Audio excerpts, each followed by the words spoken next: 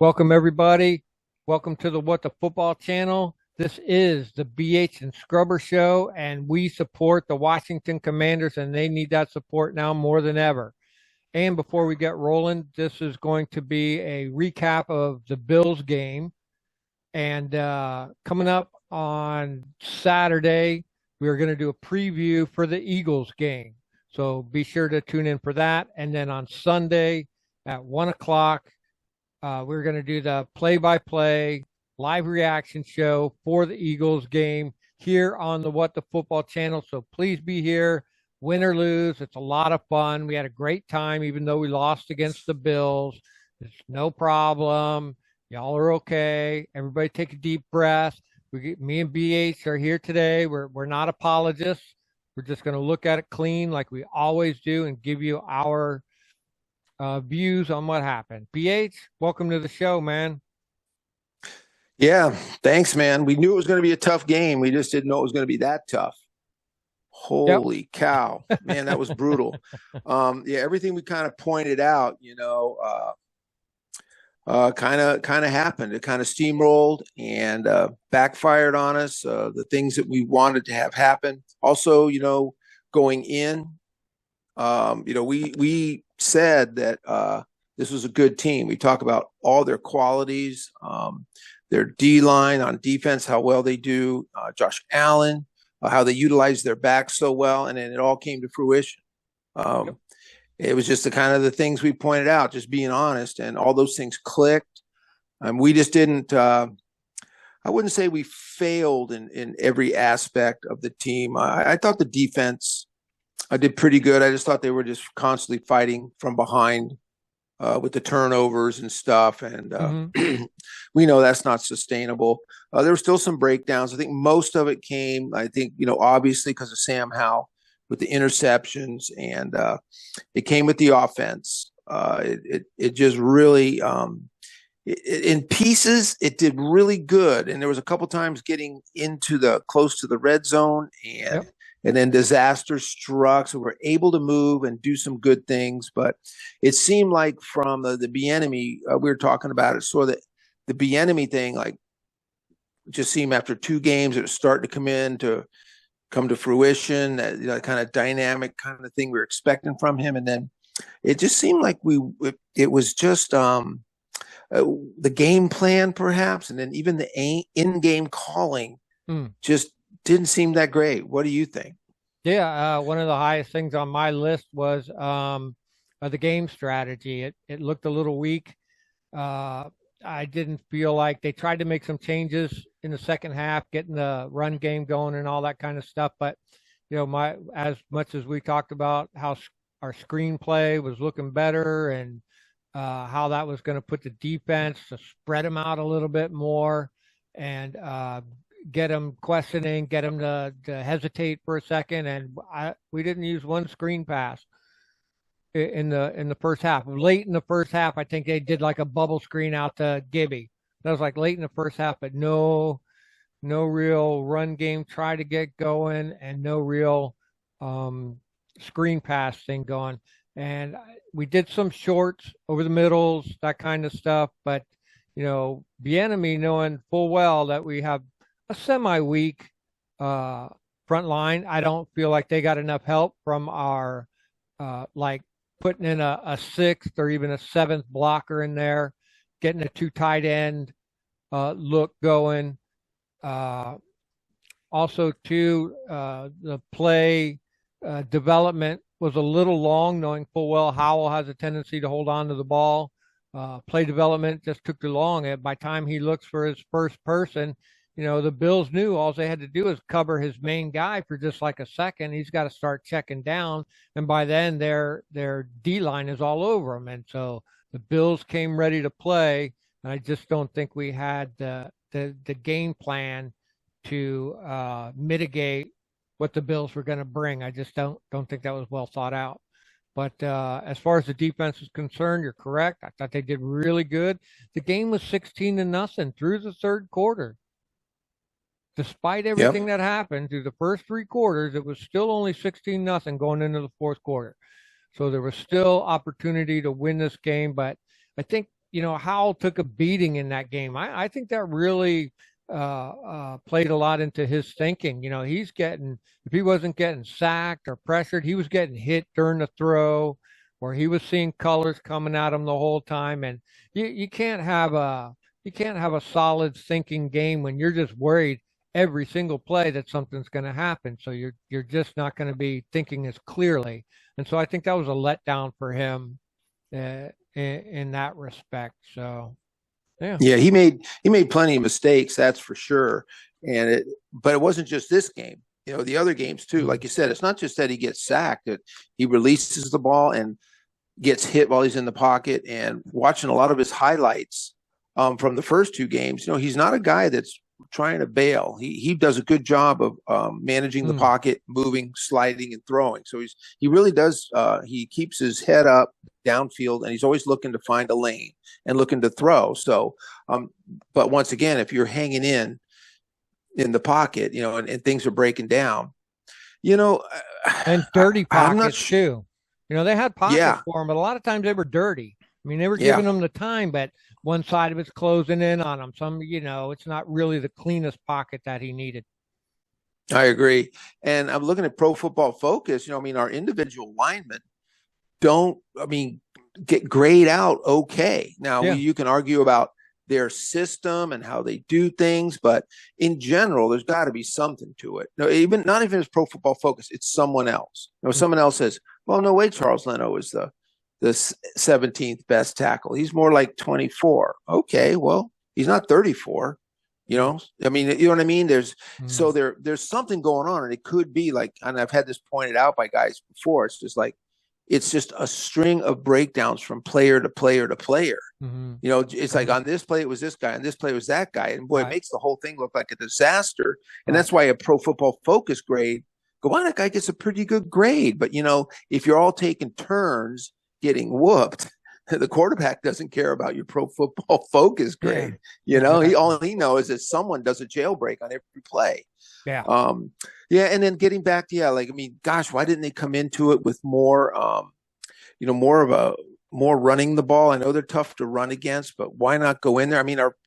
Our average, when you combine what we had, it felt like we were averaging about 5.5 yards a carry. I think B-Rob averaged 7 yards a carry. Yeah.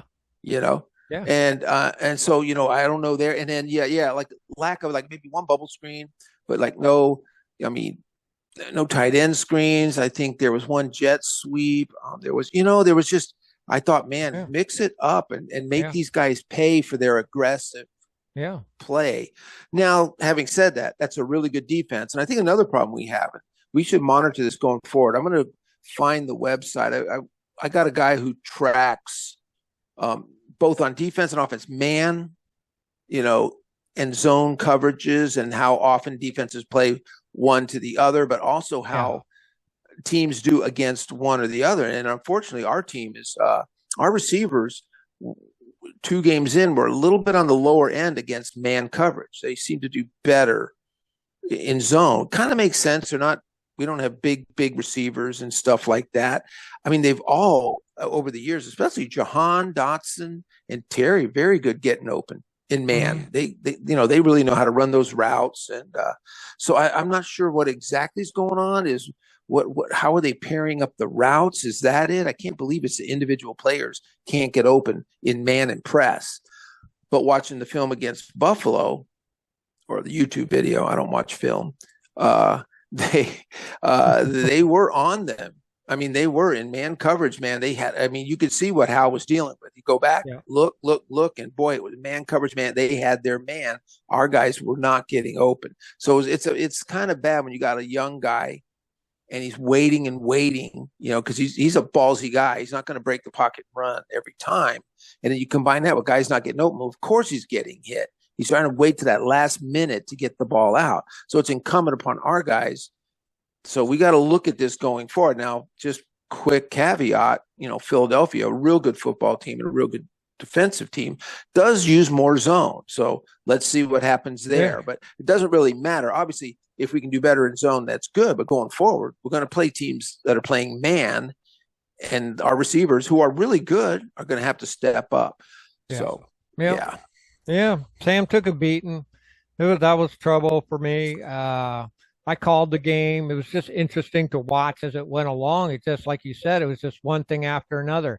Guys overrunning tackles. You know how my tackling thing, not tackling people properly.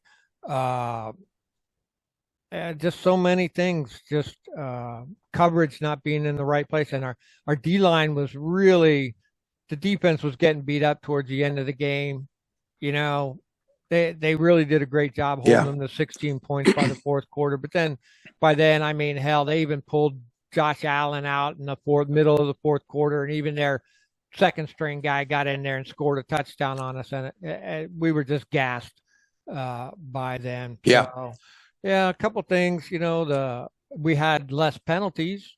We only had two, so that was good. But that doesn't help if you've got five turnovers. Uh, so let's Yeah. hope that this upcoming plan against the Eagles is going to look. You know, some of the things that are helpful to us. Dallas laid down to the Cardinals. You know, you can't count on those kinds of things, but at least they laid down to the Cardinals, and some other teams laid an egg too. Some other teams out there really Boy, look at did what they. happened to the Broncos, man. They just look like shit. God. So, you know, when you look at things like that, our boys were putting out a good effort, but we also talked about, you know, who brings the heat and who doesn't. So some teams you see come out, they got the heat. One team doesn't. That's going to be a lopsided game. Both teams don't have any heat. That's going to be a stinker. Both teams got the heat when they come out. That's going to be a good game. You know what I mean? And it just looked like the Bills did their homework. They came out with their heads up. They knew what they were going to do. They knew how to confront us at every single thing we did. They had an answer for, and so we just looked like, you know, somebody's dog died, or you know, the team was all Yeah. hung over, or they just, you know, for a while there they just I just didn't seem to have that heat that it takes to, especially at home, in front of all those old timers and stuff like that. It just, yeah, just it kind of looked bad for them. But I do think we can bounce Yeah. back. Of course, these guys are professionals. We've been in bad situations. You know, last year, the year before, we looked pretty crappy, but we're 2-1. I'm happy about being Yeah. 2-1. And the thing about, like you said, coming up in the week, and we'll talk more about that at the end of the week. But you know, the Eagles are a divisional rival. Anything can really happen in a divisional game. The Eagles, they won, Yeah. but you know that's because Tampa Bay shot themselves in the foot most of the time. So if we just, you know, mitigate those kinds of circumstances for us going forward, give Sam some help. Plus, we need some defense. Some defense. We need Fa Obata to come back. We need some respite for our line guys. They're out there all the freaking time, especially when we're turning the ball over all the time. Them guys are just out there constantly, and we need some of our linemen back. So Yeah, it'd be good to get FA and Fedarian. We haven't yeah, even really seen Fedarian, so we don't even know what he can do. yeah. But but yeah, you talk about bringing the heat, and I think the Bills are a confident team because they've had the experience. They've been good for a while. It's easy to be confident when you have that Mm, experience. And I think our team lacked confidence. There's mm, sort of a newness, especially around the offense. There's a mm. newness about an ownership, but also and there's a newness about anticipation and expectations. I mean, games are selling out. So before you go, and I'm like, oh my God, the place is kind of empty, and you know what I mean, and everything's in disarray. Well, all of a sudden, well, hey, you got a new owner. Boom, game sold out. Boom, that's pressure, man. Some teams don't do well at home. I've seen that before, where it's too much. I don't think that's the case with our team, but I think they couldn't rise to the occasion, and so getting punched in the face is not a bad thing, because you really buckle down. I'm guarantee you, film study and practice this week, everyone's focused because they're grown men like anybody, like any of us. You got friends, you got family, you got wives. Yep, Dude, you got to face those people. You don't. yep. You're a grown ass man. You don't want to go home going, wow, just looking like a junior high school football team. You got personal pride, and so I think guys are going to focus in Yeah. and and I think that's it happened. And we see it all the time in the NFL. I swear to God, it's like, how can a team was so good one week go on the road and play somewhere and look, they can't get out of their way? It's like, How does that even happen? Or then a Yep. team that's dog poop. I mean, look at Houston, man. Yeah, God, they there went you into go. Jayville and just Yeah, slapped them around. It wasn't even close. They yep. opened the game, they took over the game, and they didn't look back. Now, one thing we kind of mentioned, we didn't know, we knew that a couple players had the flu-like symptoms Hmm. and weren't good. That was Curtis Samuel, Cameron Curl, and we speculated that, when you got that many people in a building, only not just two of them get the flu. Come on, it's got to spread out a little more. And I'm not making excuses, but Philadelphia, who didn't look that sharp, reported flu-like symptoms among their players. Okay. So they Yeah. did have. There was some flu, and this happens a lot out there. I mean, I remember, as we get into the winter and you see the reports, so and so concussion, someone questionable, someone, sickness. It's going to happen. You get a bunch of people in a room together. It's winter time between cold and flu. Throw a little COVID in there. Mhm. Someone's going to be having something. So because they didn't look that great, they looked like world beaters the first two games, and all of a sudden here's Tampa. Tampa held them pretty closely. Like you said, if Tampa hadn't shot themselves in the foot, they might have pulled that game off. So not Yeah. making any excuses, but there was a certain sluggishness about our team. And you know what? And if it did happen, we didn't hear about it, and that's good because I'm glad they didn't say anything. Yeah. You just go out there like a grown man and say, hey, we got our asses whooped. If a few guys were under the weather, had nothing to do with that. So anyway, I wanted to bring that up. Hopefully we got that all cleared. I mean, how did we do? Did we come out pretty good with injuries? I Yes. mean, I didn't hear anything as far as No. any serious good. No, I didn't hear anything, Well, and I that's didn't good. look at the injury report. Today's Wednesday; it would have came out today, but I didn't look. Yeah. But I no nothing during the game. Duran was in the whole time. Curtis Samuel was in there. B. Rob obviously was in there, and they had like hip, and Duran had the ankle. Yeah, no, I think, and we came out clean again. So Good. that's really Yeah. helpful for our team going in against the Eagles. So yeah, other than that, it is what it is, man. Got to let it go. Today's Wednesday. We're looking forward to Sunday from here on out. Let's hope the boys fix it. Let's hope Bieniemy dials up the right game plan against the Eagles, and going into a hostile territory there. So they're really going to have to get their shit together.